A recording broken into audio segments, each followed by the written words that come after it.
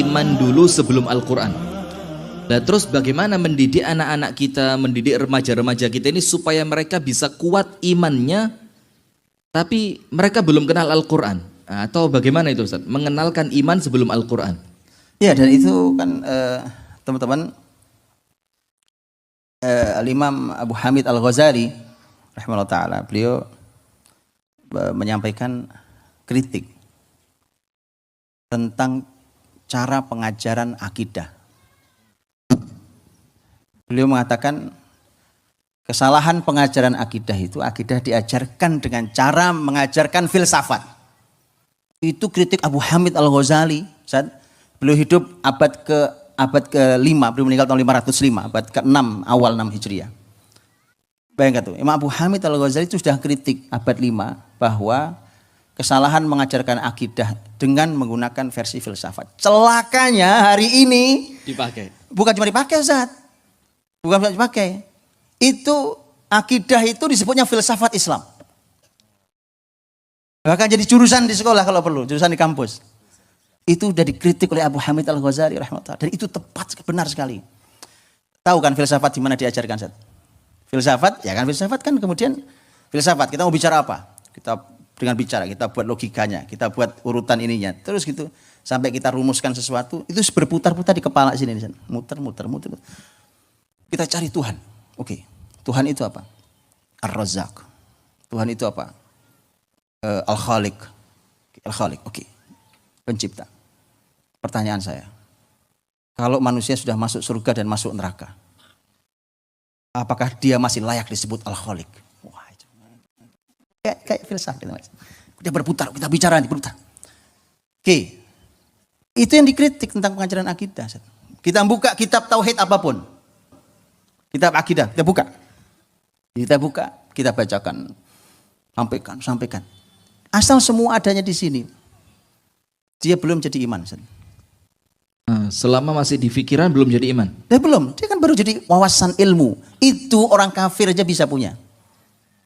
Betul kan? Nah iya, dosen-dosen orientalis itu kan.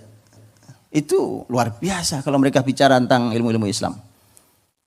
Terus bagaimana ceritanya? Nah, itulah mengapa pembahasan tentang iman itu bukan tentang bagaimana ini sekedar dibacakan buku. Suatu hari saya ditanya Ustaz tentang oleh beberapa guru. Dia nanya gini, Ustaz, di sekolah kami mengajarkan tafsir untuk anak-anak. Saya mulai janggal ya kalimat tafsir untuk anak-anak. Antum janggal atau enggak janggal? Biasa aja ya. Biasa aja. Itulah makanya.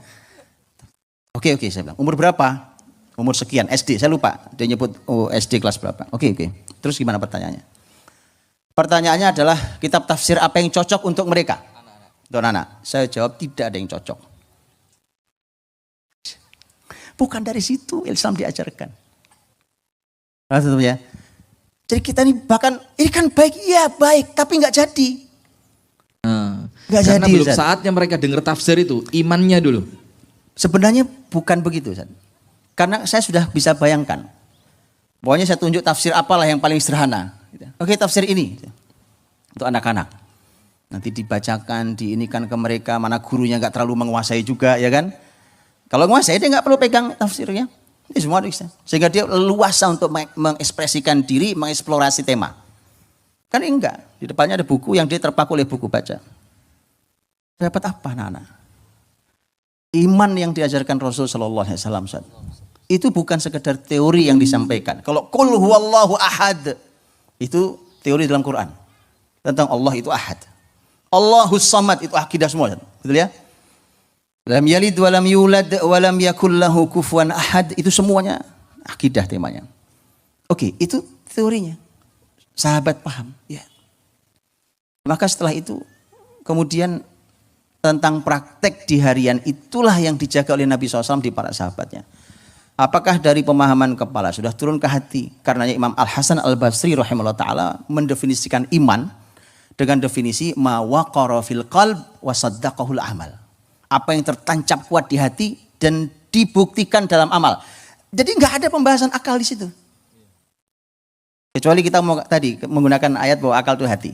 Ya, tapi kalau akal versi orang hari ini, pakai otak hari ini, nah itulah kenapa kemudian akidah itu tidak terbentuk walau sudah ngaji berbagai macam kitab tauhid selesai. Itu karena tadi polanya. Lihat Rasul SAW. Ini saya sering kisahkan. Jabir bin Abdullah radhiyallahu anhu. Suatu malam beliau anak muda, kan beliau sahabat muda. Bulan purnama malam hari. Mereka menikmati purnama yang indah kan. Nih, ini contoh juga nih. Kita udah kehilangan kenikmatan untuk menikmati indahnya langit. Padahal Allah menyebut bintang, bulan itu semua adalah zina, perhiasan.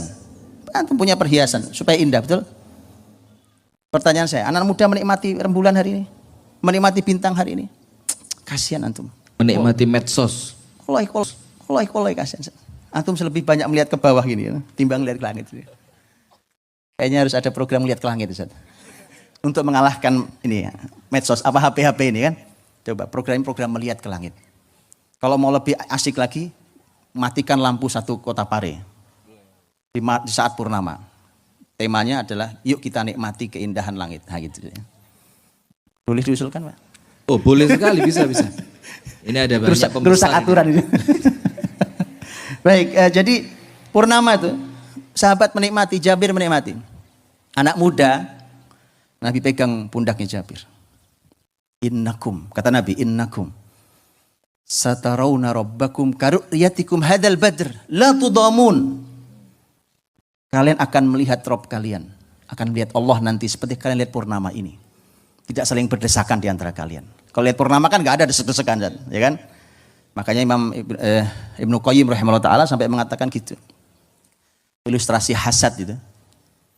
Dengki, iri. Imam Ibnu Qayyim mengatakan dengki, iri itu ilustrasinya seperti kita lihat ke langit. Ini kalau ada purnama, Ustaz, antum menikmati, saya menikmati. Teman-teman semua ngaji di sini, ngaji purnama. Menikmati purnama bersama. Pertanyaannya, ada hasad di antara kita?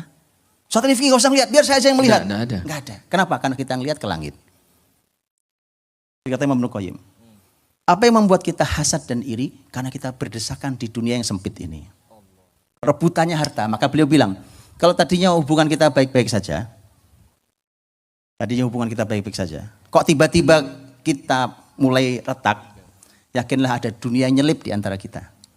Ah, ini keren banget. Gitu, Ustaz. Kalau yang dilihat luas, akan hasad. Kalau yang dilihat sempit, hasad. Maka dunia yang nyelip tadi ya bikin rusak.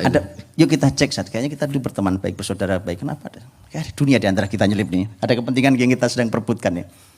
Jadi Rasul tadi mengingatkan, memberikan pelajaran akidah pada Jabir. Lihat cara memberikan pelajaran akidah. Alam ini harus jadi pelajaran akidah. Untuk menguatkan akidah tauhid kita pada Allah ini dengan alam ini. Lihat purnama saja, oleh Nabi dikait, kau akan lihat Tuhanmu nanti. Pada Rabbmu kau lihat. Dan yang bisa melihat Rabb hanya penduduk surga. Ya kan? Wujuhu yawma idzin nadhirah ila rabbiha nadhirah. Jadi melihat itu Allah Nabi SAW mengaitkan itu dengan akidah. Begitu belajar akidah. Bukan dibacain kitab tauhid, berbagai macam kitab tauhid. Itu bukan tidak penting, harus. Itu harus dibaca. Cuma masalahnya kita berhenti di situ dan itu sudah dikritik Al-Ghazali sejak abad 5 Hijriah.